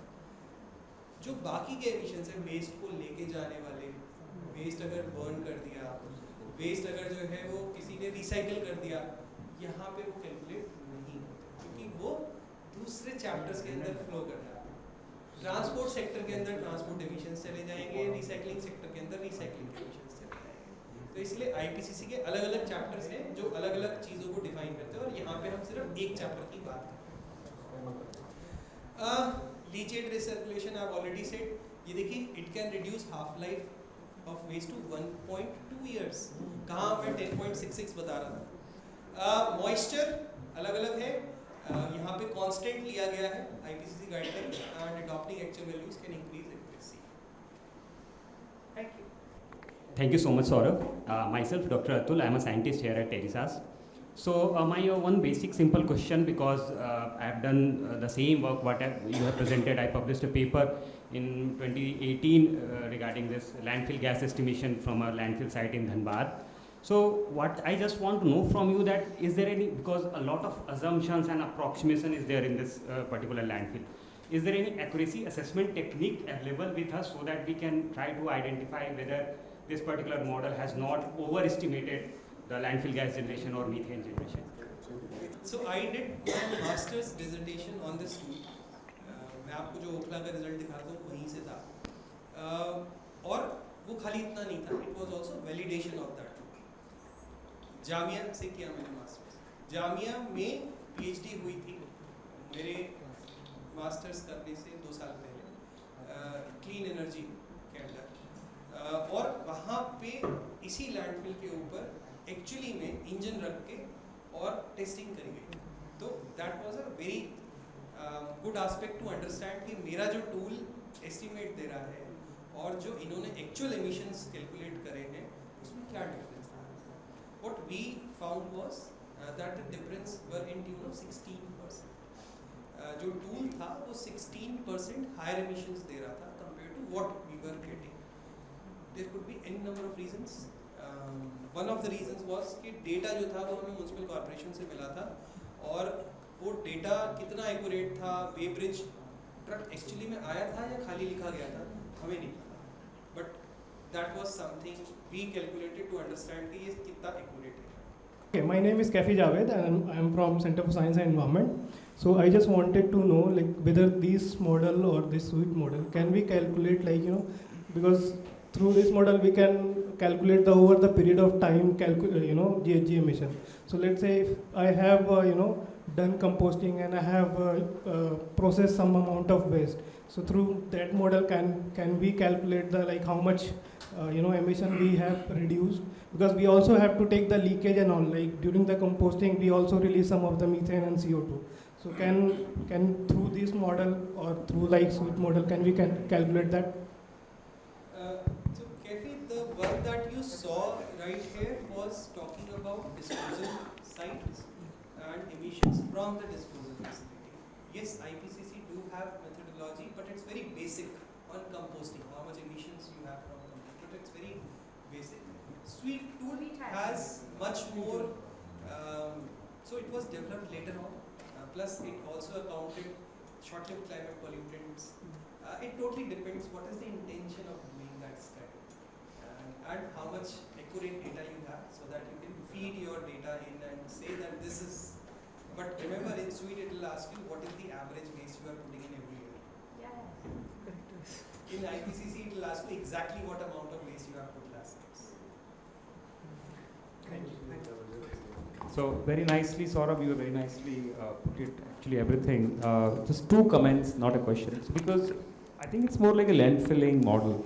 But the way our solid waste management rules are written, I think no biodegradable should go to a landfill. So therefore, except landfill, we have to also look for a model, probably LEAP or others, which can do. So I don't think this model takes care of when it is composting, anaerobic digestion, and then recycling, recovery. Any comment on that? The one that you saw on the screen was only one section of it.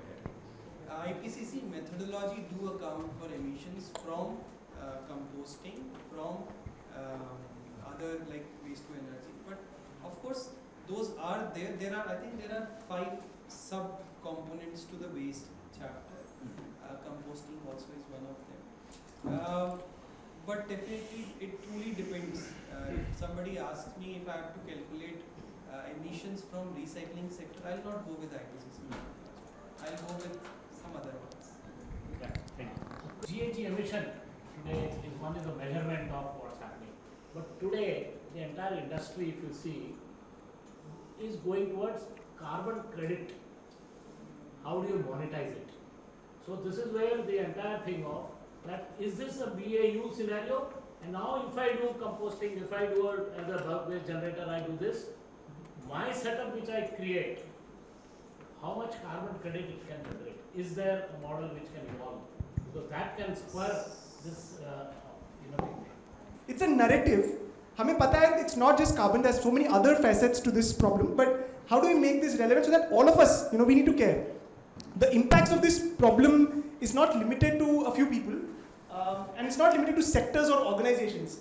And that's why I go back to this boundary of organization or boundary of sectors is not real, right? It's an imaginary boundary for some practical purposes. But the actual impact of this is faced across the spectrum, right? So we can go back to the next slide. Yes. So now we'll move to a different, kind of context. Is we've heard a few specific tools in great depth. We've tried to understand, and also the comparative results of the same project, same काम हो रहा है, लेकिन results are so different, right, from each of those things.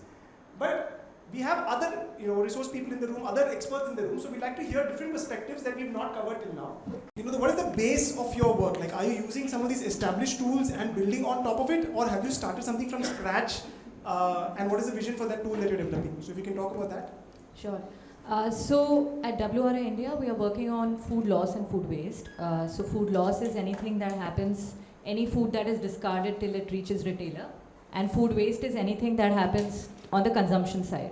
So related to GHG emissions, we are building this tool for municipal we are working with the municipal corporation in Indore and Pune, and we are building this tool not from scratch. So like you mentioned, there are so many tools out there. There are a lot of tools for food waste emission as well. So first we mapped out all those tools, and then we have adapted, we can say.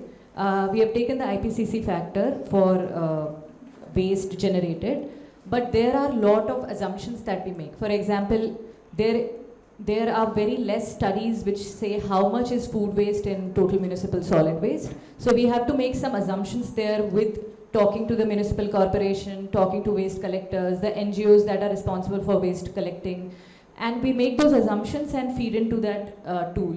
But what we want to do is we want to use the existing data for calculation, not ask for more data collection, because we cannot let the best be the enemy of good. There is always room for more better data, more sample, more. So we are starting where the situation is and trying to come up with GHG emissions. So what we are doing is Municipal Corporation is providing us with data that they have, existing data. Of course, that's not publicly available. We have this MOU with them for keeping the data private. And we are building the tool according to the data that they have. Because all municipal corporations have similar kind of data that we have seen, because we are working with 2 cities. And we will be guiding and training them on how you can use your existing data to see how much emissions are happening. And we do not stop there. We also, there is also, so there are 4 sheets like the Terry tool that they were showing. So there's transportation, there's management, there's collection. We account all of that, and also we account what happens to it. Like composting factor is smaller, reducing at source is much higher, so that the government can see that if they redirect it to this much emission potential, mitigation potential is there. So we are trying to integrate the management side of it in it as well, so that it's not just GHG emission, but also gives a strategy on what should you do. So that is the idea. So we are building this technical working group, which will come together next 16th of April in Delhi to validate and provide inputs to this tool. And then it will be, of course, open source later on. Everything in WRI India we generally create is open source. Private sector is quite important when we are calculating GHG emissions. So how do you account for private sector's waste processing or the collection vehicles that are using fuel type?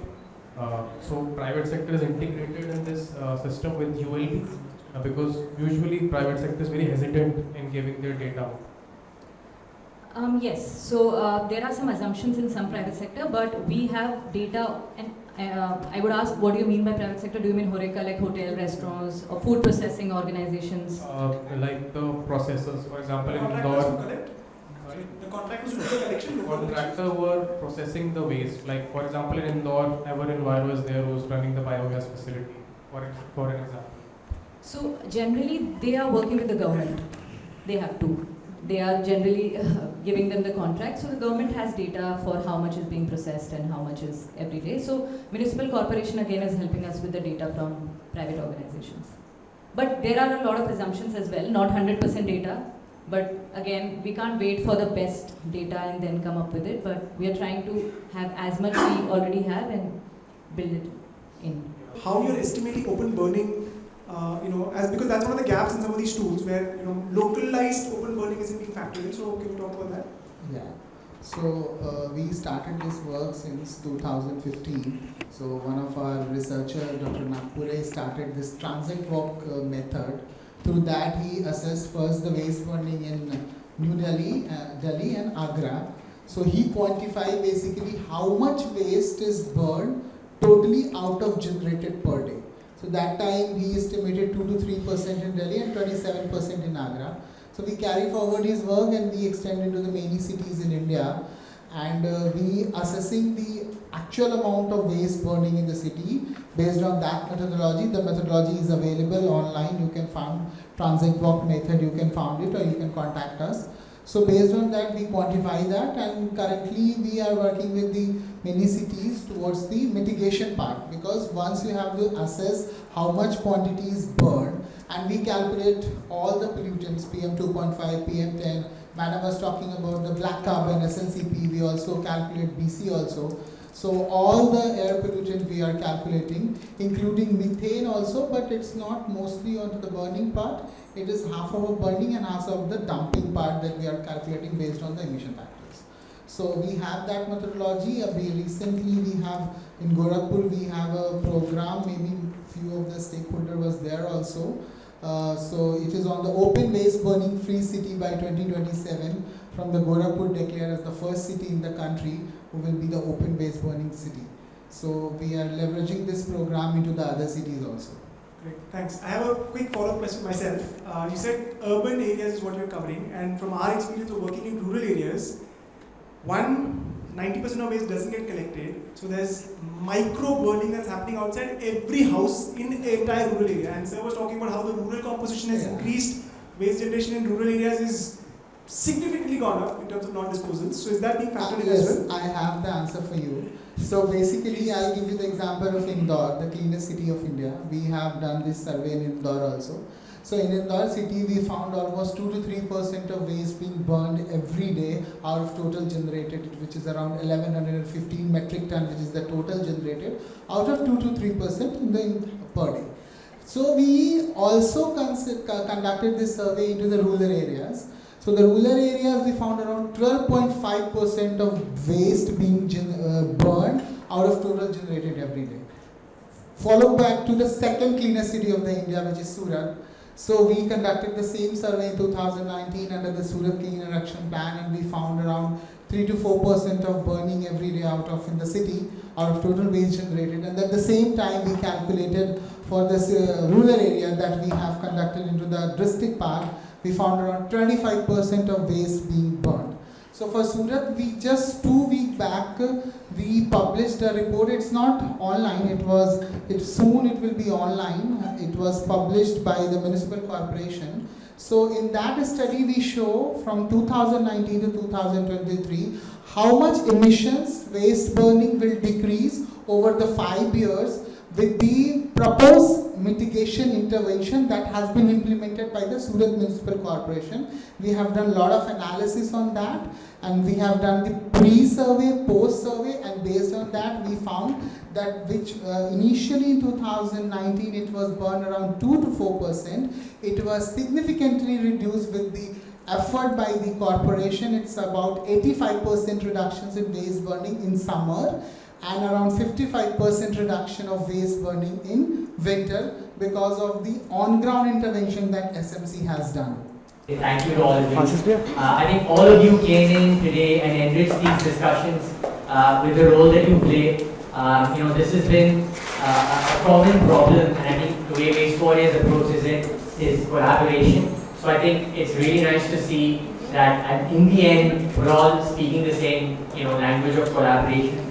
And I think we will definitely want to continue to be an anchor and lead this conversation forward with all of you. I think the nodes in the network, like people like Shibu, Aman, all of these other people who are already immersed in the ecosystem, because of whom we were able to gather so many people. So thanks to all the nodes who are there in the Zoom and who are not here as well. And one commitment that we can make as Waste Warriors is to compile the notes from support needed and support offered, and try to do this matrimony of organizations, and we will share that with all of you. That's a commitment that we can make, and other things we will see, how these conversations emerge, and I'm sure there's going to be lots more conversations that happen, in this space. So once again, thank you so much. Thank you so much for your time. Really appreciate you staying back, and we may or may not create another WhatsApp group. So it depends on the ecosystem. So, but we are very, very particular about feedback. So we will be sending you a feedback form. We urge you to please take out time and nudge the other participants who are not here to fill the feedback form honestly and candidly. Thank you so much. Thank you.